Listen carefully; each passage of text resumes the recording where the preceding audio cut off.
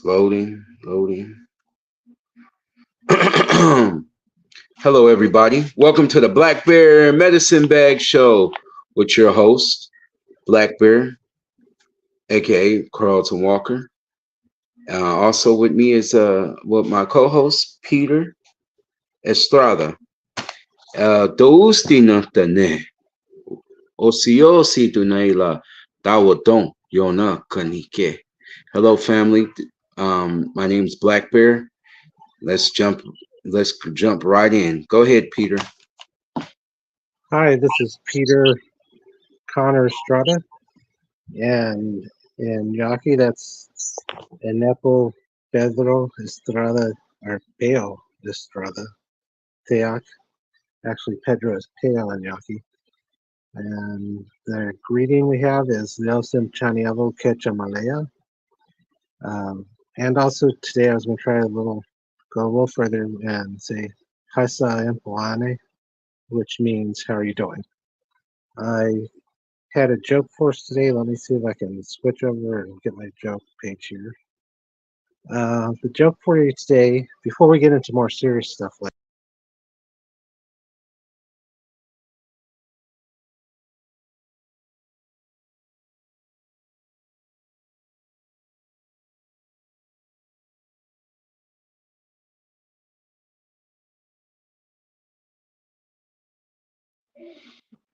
Peter, your mic went down. You might want to check it. oh, okay. So it's going to mess up a little bit when I switch back and forth. It was why do Native Americans hate snow? And it's because it's white and it settles on their land. That's crazy. I So saw a picture one day where there was like, "Do you celebrate Independence Day?" He said, "We're still waiting to be independent." yeah, exactly. The more I learn, the more I study, more I learn. It's like it just keeps coming up, and especially like with the first issue you're going to talk about too. Yeah, it's like things don't seem to change; they seem to get worse. Following with that, a headline story is Cherokee Nation's business entity caught in child trafficking scandal. Yes, stay tuned as we give these proceedings. Unaccompanied minors illegally entered the United States are being released to child traffickers by the U.S. government, condemning those youths to lives of labor or worse. An abusing arm of the Cherokee Nation is facilitating that abuse, according to whistleblower Deborah White, who is part of the U.S. Department of Health and Human Resettlement Refugee. She says, "Make no mistake, children are not going to their parents. They were being trafficked by billions of tax dollars, by contractors failing to vet and processing people." So basically, what's going on is that we got a lot of these people who have horrendous backgrounds who are getting these children from the United States Department of Homeland Security, and they're taking them to these different drop areas, basically. Certain locations in the United States that they're taking them to, like in Texas. At one time, a dropping point, they was dropping them off like 100 children at this one point. Then it was 200. Then it went up to 300. Then it went up to 500 children in the same location, and there's nothing there. And they know that, they're aware of it. And then some of these things that these children face is horrendous. Some of these things will haunt um Deborah White for the rest of her life. Is what she was saying. And in fact, Cherokee Federal are contractors that are not part per se of the Cherokee Nation, but they get the contract first because they are part of the Cherokee Nation before anybody else. That's one thing good about, in indigenous business. They get the contract first before anybody. But on the downside, these children are being trafficked through, sex trafficking, forced labor. A lot of other stuff probably goes on with drug, and a lot of these people who are they be given to are people with um, gang background, drug dealers, just everything horrendous you could think of. That's where these children are going. They're not going to suitable homes, places where they could get a fresh start. They're going right back. They leave one bad situation and they're going to another. But it's kind of funny with the Cherokee Federal Division of the business entity of the Cherokee Nations states, and I researched this, and this is what the Cherokee Federal mission statement. And it says Cherokee Federal Humanitarian Solution Team, known as Team Hope, is dedicated to bring hope to the lives of vulnerable, underserved, marginalized populations around the world. Every year, countless individuals find themselves uprooted due to economical, environmental, and other destabilizing events. These migrants often force traumatic results in people stepping into uncertain futures away from the safety of their homes. As resettlement survivors and descendants, we understand the intricacies of challenges. We partner with the federal, the state, and local organizations and nonprofits, offering experts in response to numerous humanitarian crises.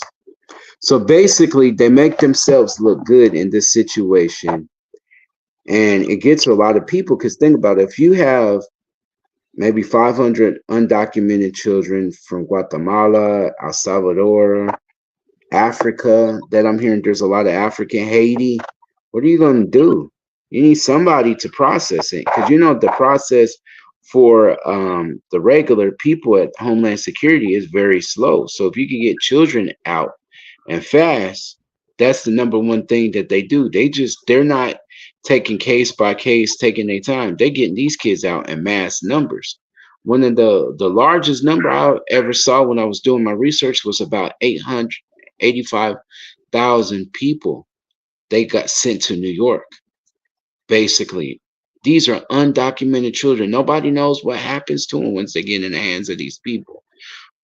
They just Do you vanish. think that Go do you ahead. think that the Cherokee Federal that they're aware of what's going on, or are they trying to say like, oh, we're just trying to help the situation? Yeah, they were alerted and they got charged. That's the first time they were charged with it recently in 2024.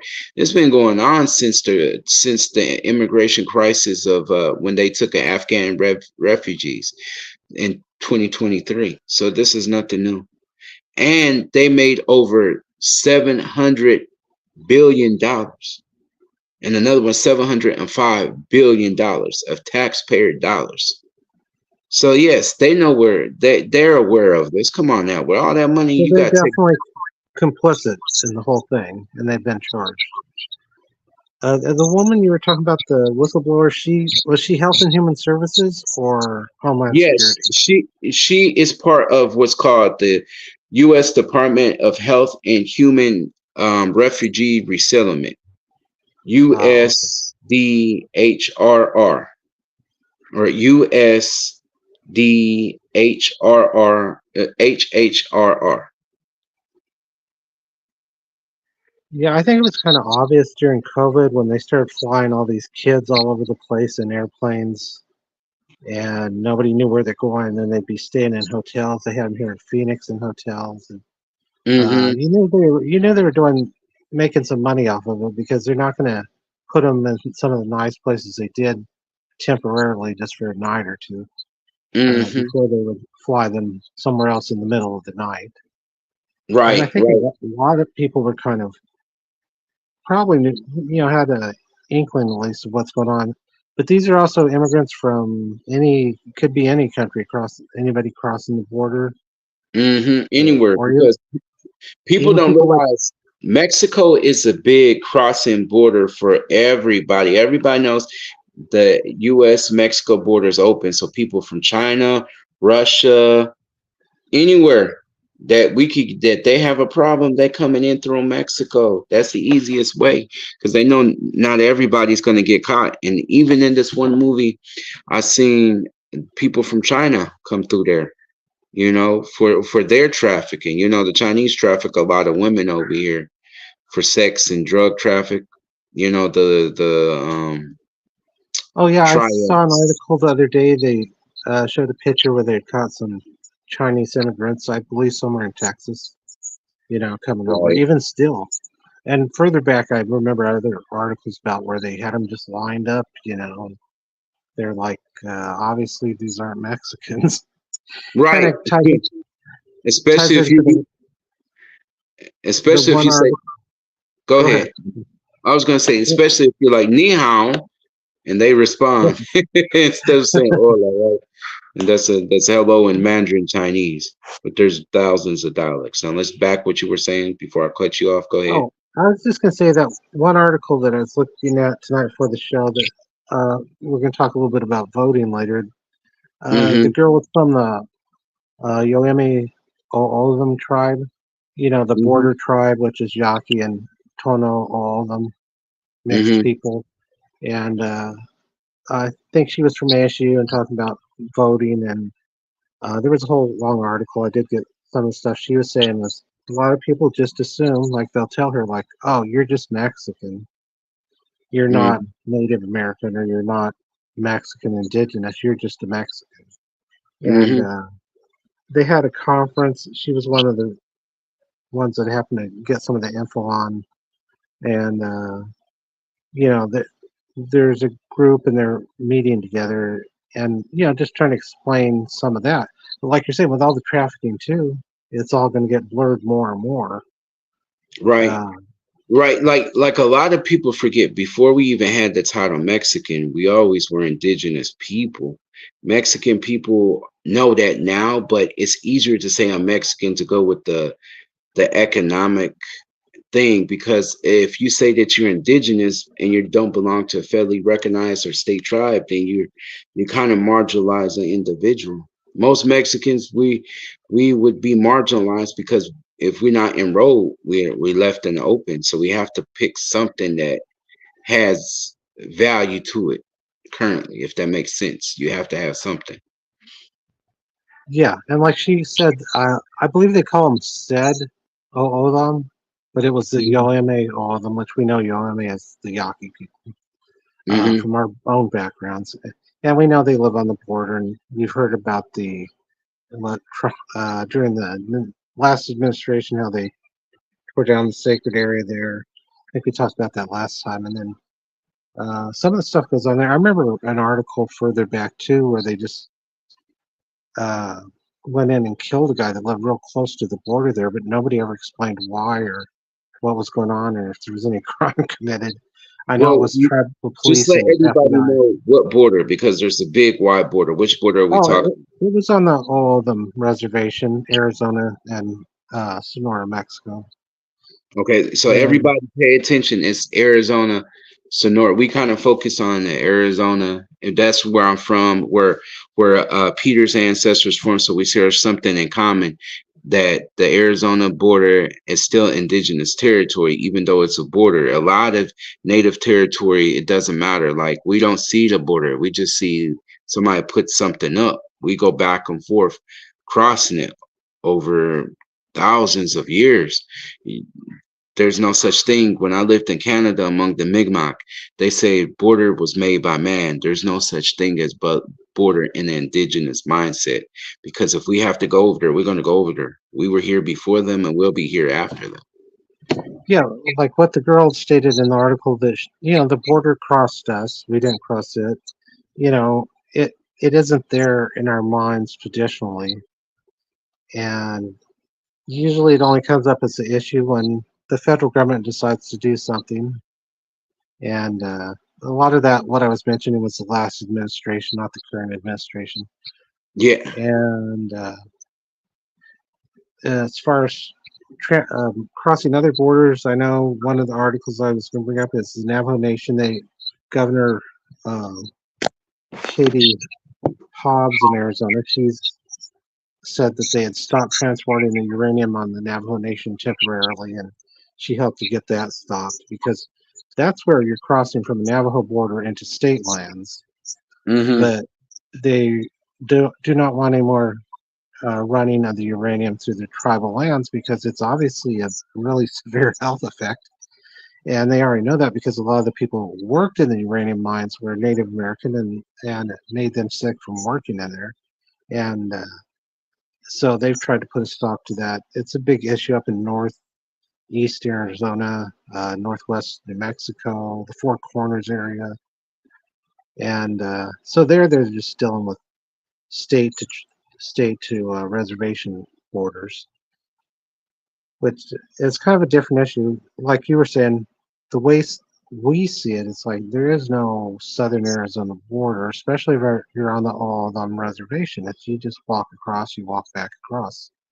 And the one guy I was mentioning, like he lived really close there to the border, and it was a big story, but nothing ever came about like what happened or why they went in and shot him. And like I said, tribal police and FBI both were involved, but there was never any conclusion or any information.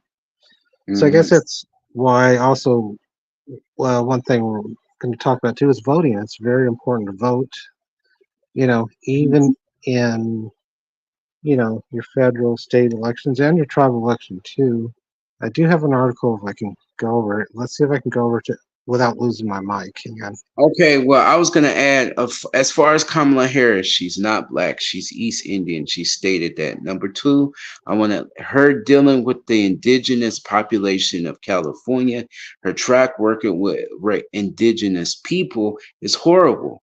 She blocked a lot of California natives, and if you know the history of California natives, in between the Spanish and the American, it was in between genocide and slavery all the way up until the 1854 tribes in California were being forced to be enslaved, and that's crazy. And then when they went to seek federal recognition to get certain federal funding, she blocked them when she was in office as senator. Now she's hiding behind the Biden. She's riding with Biden as far as helping the natives, but let her get into office. I feel like everything she did in the past, she gonna keep doing. I'm just saying. But back to voting. Well, yeah, usually people don't change too much. They continue in the same pattern. Uh, That's one thing that I know you rely upon in law enforcement is people operate in patterns. They'll come back to the scene of the crime, sort of thing. Let me see if I can read this article without losing my mic here. It's just a little bit uh, about the voting, but I didn't know what you're saying is all new to me. I remember that she incarcerated a lot of black people, Mm-hmm. and even when she knew they were innocent, or for the fact that they might have had 1 ounce of marijuana, supposedly, where she sat there and smoked marijuana from what she said on the video I watched, she sat there and smoked marijuana in her office when she was the state prosecutor or district prosecutor, putting people in jail for smoking marijuana or just for having a Mm-hmm. small amount for years, and sat there and laughed in the one video I saw before, like about how she was convicting people at the same time she's sitting there doing it worse and smoking more and larger amount in her office in the whether it was city I don't know if it was county, city, county, or state government office. She might have been attorney general. I'm not sure. She may have just been a LA district attorney. Mm-hmm. And I think it's kind of interesting with Prosecutor, her. prosecutor. She read, and when she was doing a lot, she was a state prosecutor, and then she became a senator or something like that. So she worked the ranks up, or she did some other things to get to the ranks, as they say. Who knows? Okay, if you can hear me, here's a little bit of good news. I'll just read the Oh, your mic's going out, Peter.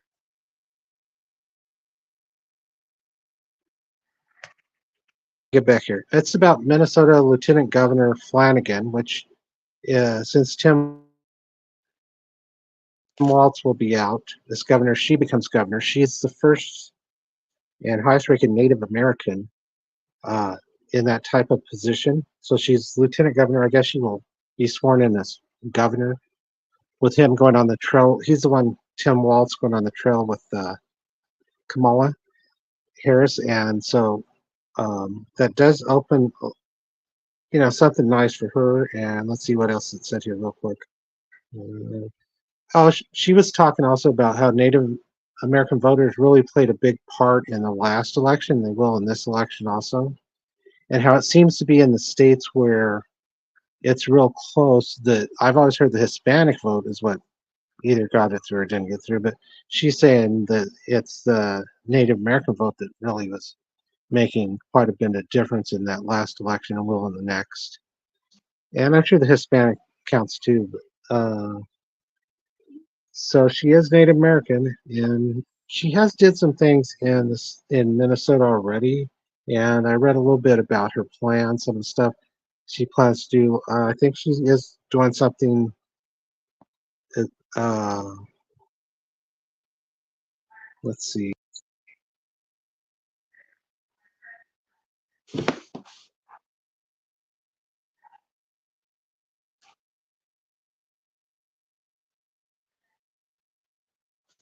going to put in like a something about the trafficking, like you're talking about earlier. It would just be Mhm. for Minnesota, but it's something that she's going to institute as Minnesota governor now that she has the opportunity to do it. And there were Trafficking for trafficking black, Hispanic, Native, oh, who the Native any American, about the missing Native Americans, about them being trafficked, like you're mentioning, like in the other article, where it's almost like with the Cherokee federal, uh, they're like trying to make it look legal. You know, hopefully in her legislation or whatever she puts forth or is willing to sign will target some of that because it oh no, happens in every state. they got charged. This is the first time they got charged federally because they're a federally recognized tribe. So the people, the tribal members who did it, they can't go to court. They have to a state court because they're dealing with something federal. So they're gonna have to go to federal court. So they've been trafficking is usually federal. It's not state. It's usually considered federal offense. That's why R. Kelly went to the feds and he didn't go to the state. If I'm wrong. Am I wrong? I think R. Kelly because he got caught in a federal traffic case because when cross state Uh, line, I I'm think not he sure. was. It's been quite a while since I took Native American public policy. That was like 1986, but I'll be taking it again next week at Mm-hmm. the U of A Pasquayaki Tribe microcampus through the College of Law. So I'll get an update on all that stuff. It's kind of yeah when Or it you could get be into both. this yeah when you get into something like that, um, it's a little sticky. You have to. There's so much involved, and like I said, I did take this pretty much the same class I'll be starting next week. I took back in 1986, but that's I don't actively work in that, so it's hard to remember everything. I think as far as federal court though, uh, Because I you don't got to know. think, you took somebody that was at the U.S. border. That's an international thing. I'm thinking, and you transport them over several different state lines. So that got to be federal. You know what I'm saying? That has to be because, and you're dealing with the U.S. senators too. But then again, the senators are from the state, but maybe all the Oh, states still. And you use and the woman who was the whistleblower was from the U.S. Department of Health and Human. Um, yeah, so I'm thinking they're gonna get hit by federal charges, especially since they are from the Cherokee Nation. Yeah, they're going hard. They're gonna hit them from that way. I already know.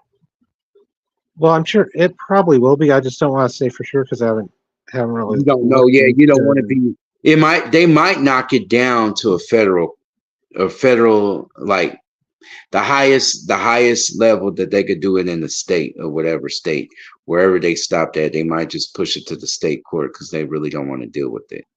But it'll be like a state supreme court if that makes sense to you. It Yeah, won't be well, I think it. like Yeah, would probably you would have a grand jury.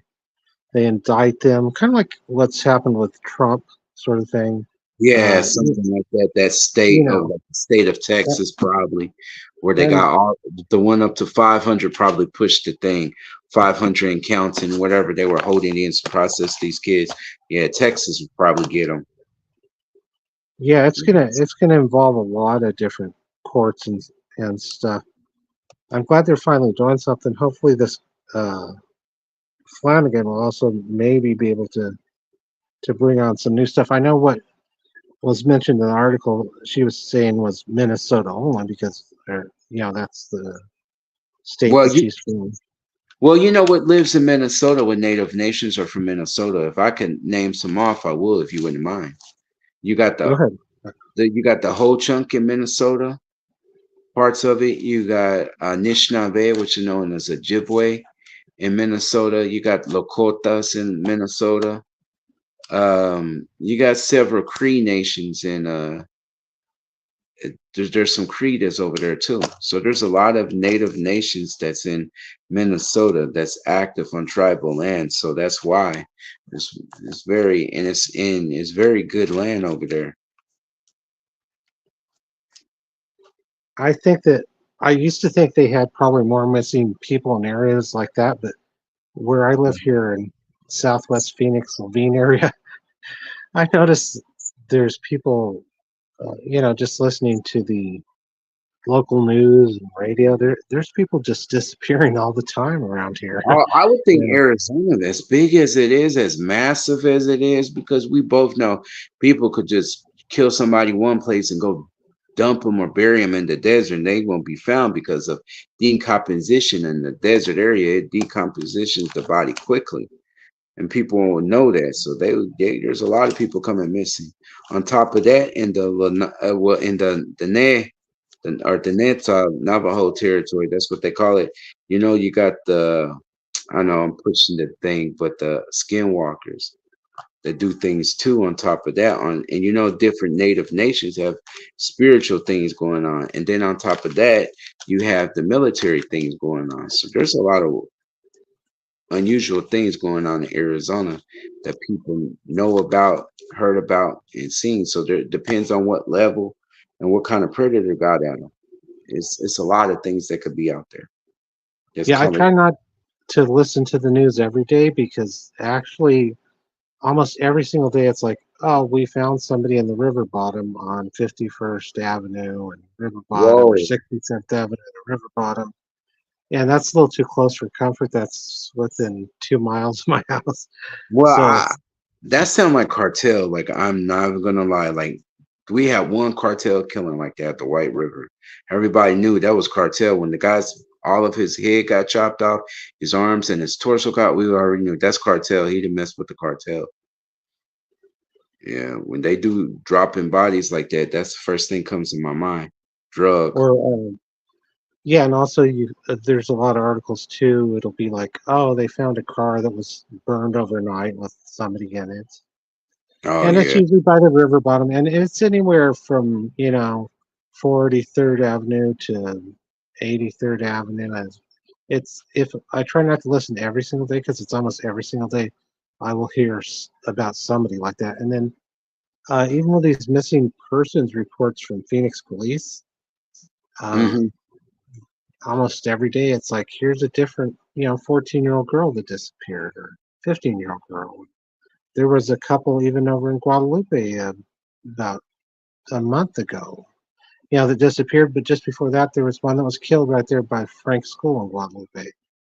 And I thought we were kind of immune, but it's like the more I listen, the more I'll hear about stuff. And I'm just amazed because you always kind of feel like, well, or think, yeah, hopefully it's in a different area or uh, a different state, different location. But When I was it's right here. when I yeah, when I was a boy, the killer clown situation was happening out there. And I couldn't sleep at nighttime. In between that and Goat Man, it's like there's a lot of craziness in Arizona that people really don't know exists because it's a beautiful place. But beware, just because that rattlesnake is beautiful, don't you touch it. It's gonna bite you. So it has a two-edged thing to it. It's a two-edged sword. Arizona is very beautiful, especially Phoenix, but be careful, beware. Be wary about things out there. Well, I noticed too. I lived in Tempe before I came here, and I moved over here in 2002. Hmm. Even in Tempe, with the college, the university, with people staying up all night, I actually saw. and heard about less crime and less of this sort of thing. It might have been just because it was further back. I think, like I said, 2002, I came over here, but over here, and one of the first things I noticed too is like there's more people stay up all night here than do in Tempe. In Tempe, you have a reason. You can go down and get an elephant burrito for like $3.95 at 2 in the morning. Here, it's like you couldn't go anywhere. You can Yeah. go Circle K. You know, Circle there's K nothing probably here. is where everybody goes to, right? Is that 24/7 down there? Yeah, I live pretty close to the one that was 35th Avenue and Baseline. Now we Mm. got Quick Trip too, but and some other stuff. But when I first moved out here, that was like there were no shopping places. There was 35th Avenue, Baseline, Circle K, and there was one down on 90th Avenue, I think, and Mhm. 70th. Gotcha. So it was still a 2 lane road when I moved down here. Mm. Now we've got a lot of build up, a lot of places, but we're really close to the Gila River reservation, and there's a lot going on with them. They're just on 51st Avenue and Baseline most of the time, out on the corner. Now, what does the And Gila and the Guadalupe community face the most? Is it the drugs, the missing, or is it women being what's it called? MMIA, missing indigenous woman or something like that that's going on throughout the country? Who's being missed the most? Like what's the biggest thing? Is it drugs, number one, crime, or what is it? The biggest thing that you see the most? I'm not sure. I didn't really live in Guadalupe. I lived in Tempe and then here.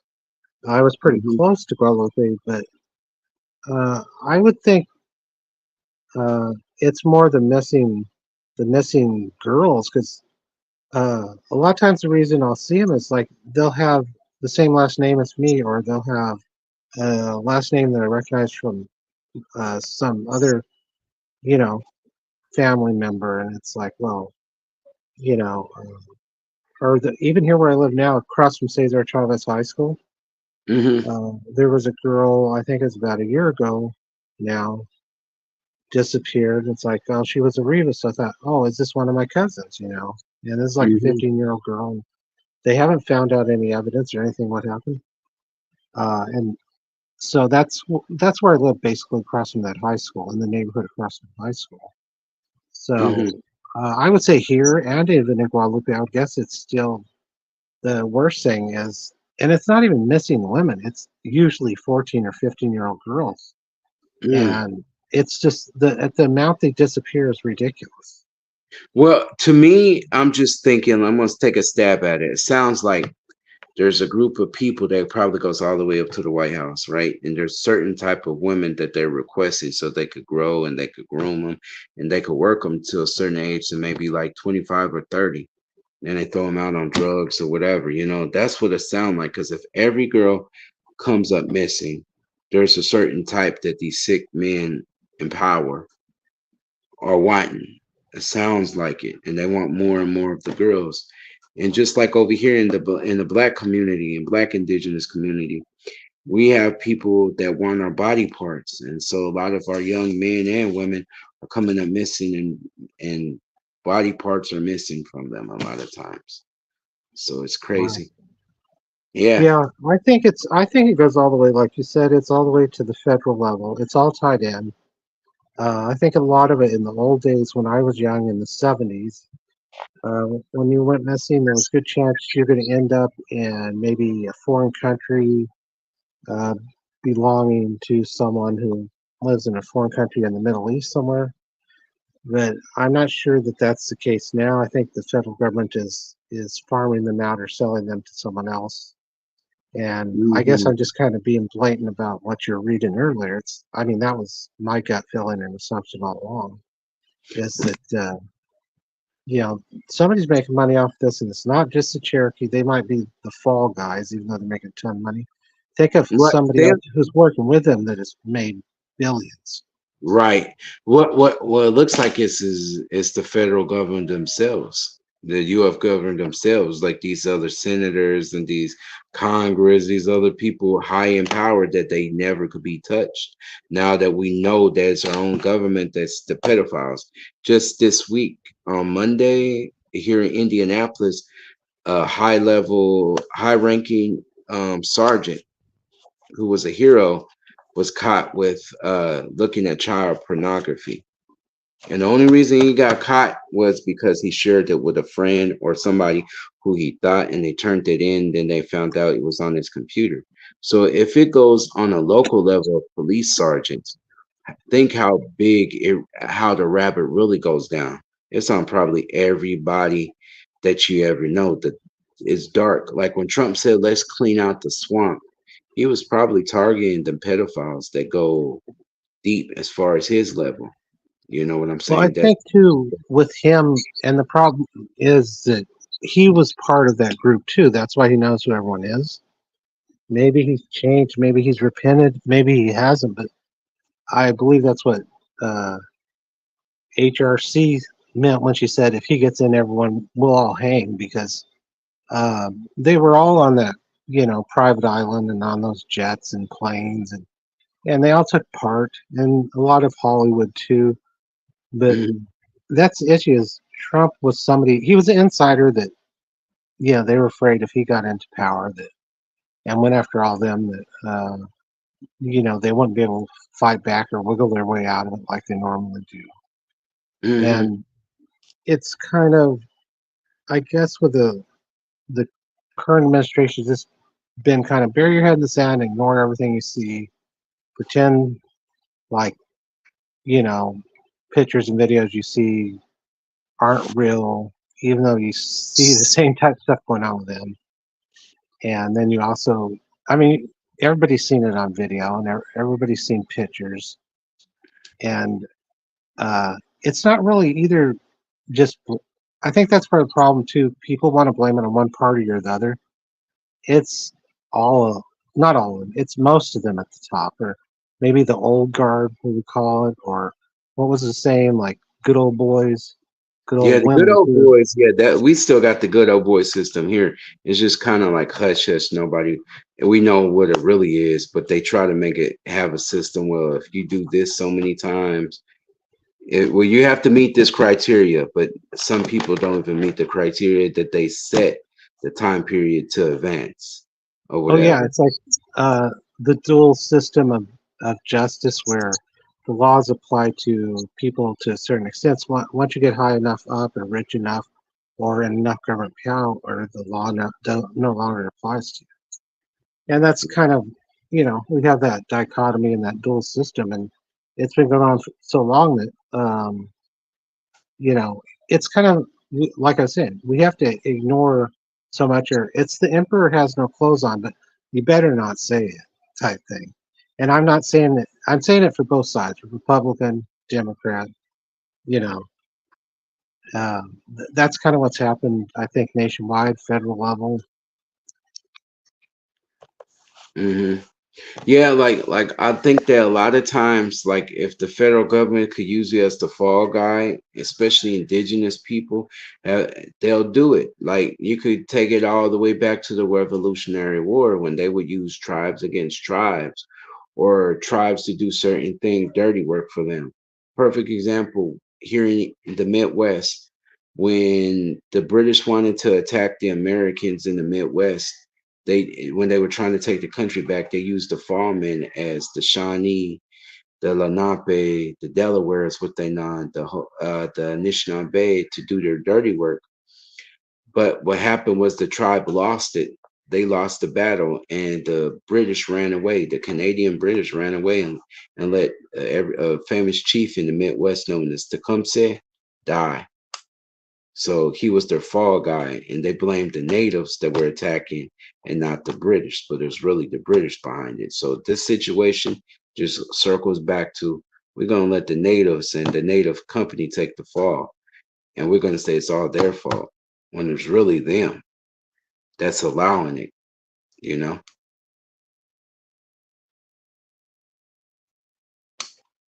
Hello, you still there, Peter?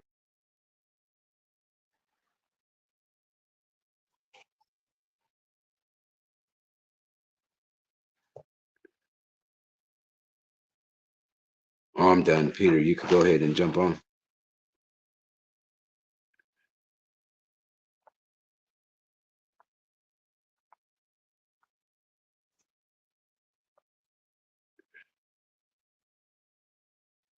Okay, moving along in things topics we're gonna talk about.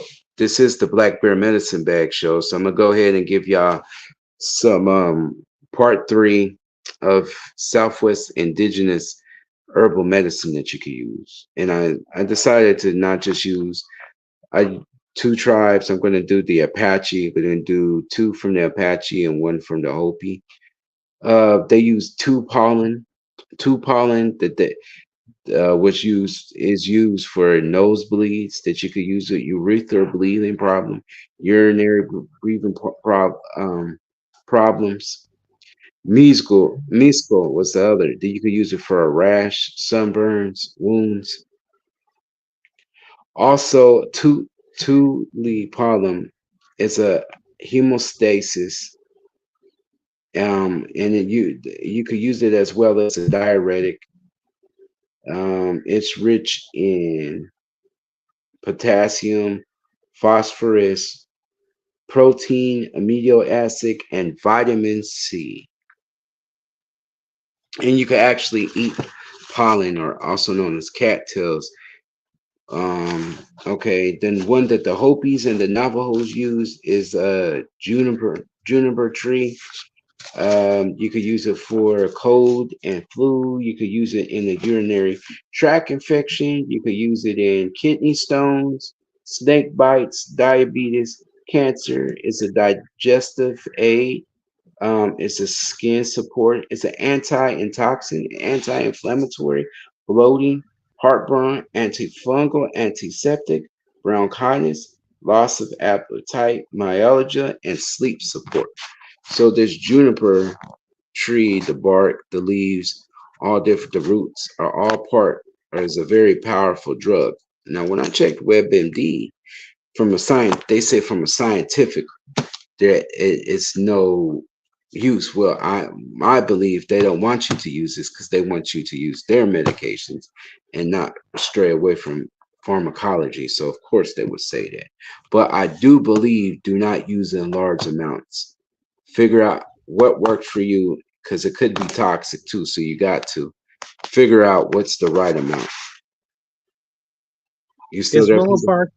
Yeah, is the willow bark, is that what they use for aspirin kind Yeah, of too? willow bark. You could use that willow bark too. That's another one.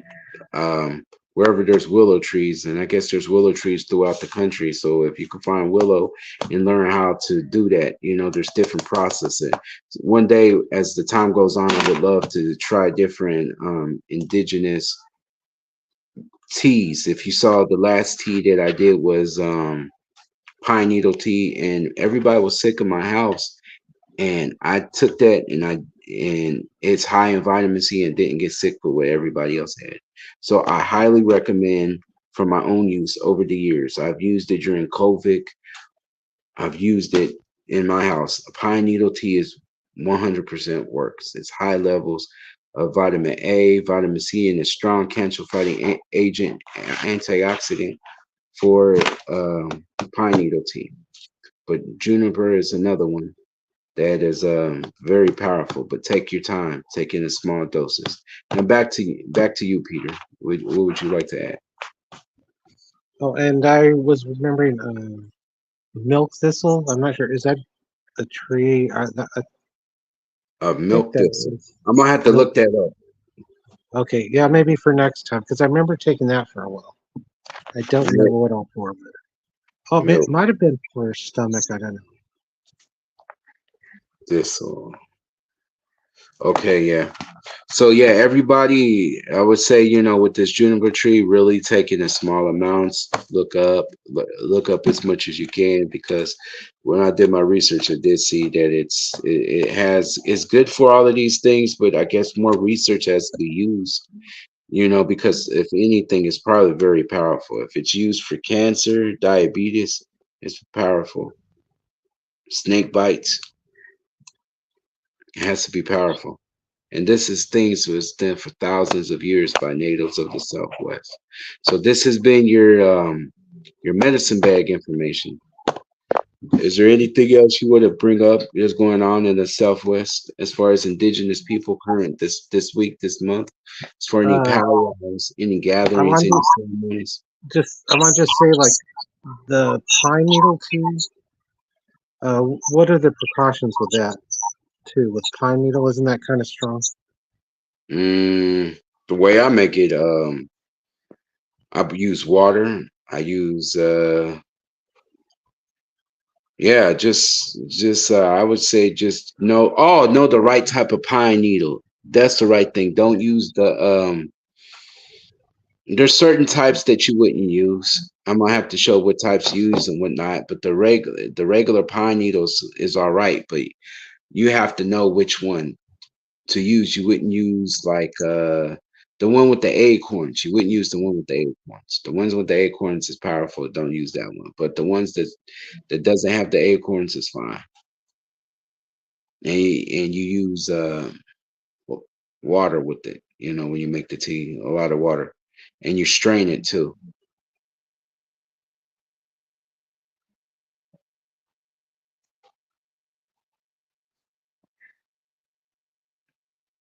Is there anything else?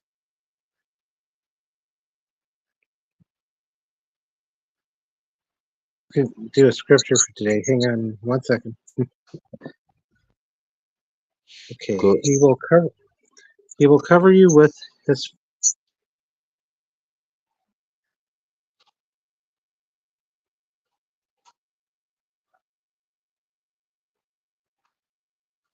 Just wanted to share that scripture if you got it. hmm We didn't get it. It went out. Oh, it's I can try. Well, it's hard to read it without seeing it there. Let me see if I could do it one more time. Okay.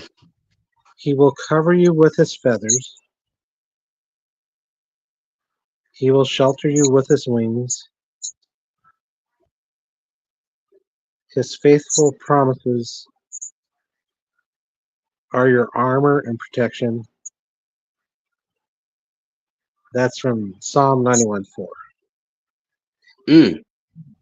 He will cover you with his feathers. Hmm. Isn't that interesting? Because That as sounds natives, it's like the indigenous. feathers are so important to us. Right. And like, yeah, that sounds very indigenous way over there. He would cover your feathers. Now, one thing that always stands in my mind is like there's an eagle representation of God that's in front of his throne. It's the eagle, the bull, and the lion. You know what I'm saying? That represents Yes. God. Justice, power, and I think love.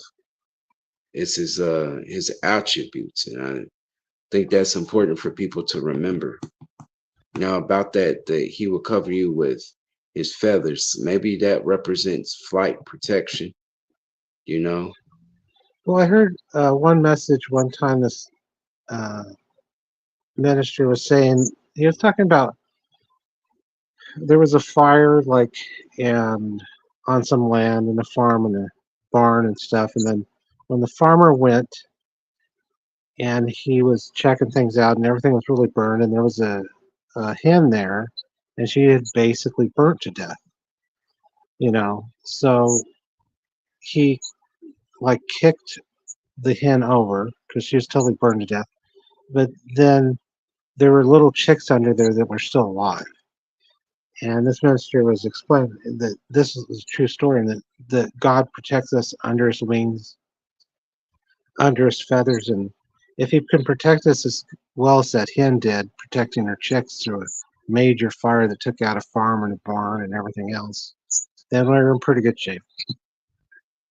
Yes, that's true. Like Jesus or Yeshua told the nation of Israel before he said this, I often wanted to gather you as a hen gathers her chicks, but you did not want. Your house is abandoned to you, saying that the temple and the way of worship was abandoned to them. And that's crazy how, Yeshua would do that. But if we reject him, eventually he rejects us. Deep thought, isn't it? Yeah, yeah, definitely. Yeah, But I guess the important thing is to stay under his protection and surrender. right. And Prayer. Pray, pray. prayer, read your word, read the Bible, read your word, and get Right. out there and vote. Because if you don't vote, you're probably going to end up with the same way things are already going. And if we do vote, hopefully it'll change something. But what if it's meant that we look to Christ, because Christ is the King, right? He's going to take over. So, Oh, because I totally believe it. Yeah, that God is in charge, and that we can't see through His eyes what's going on.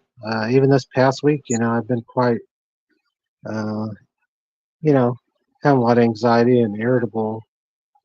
Having the broken air conditioner, uh, and the car broke down, not being able to go places, even get to cooling center type stuff, or able to go get groceries or fast food. And I've had an issue with I something's going on. I haven't been able to get food delivered most of the days too.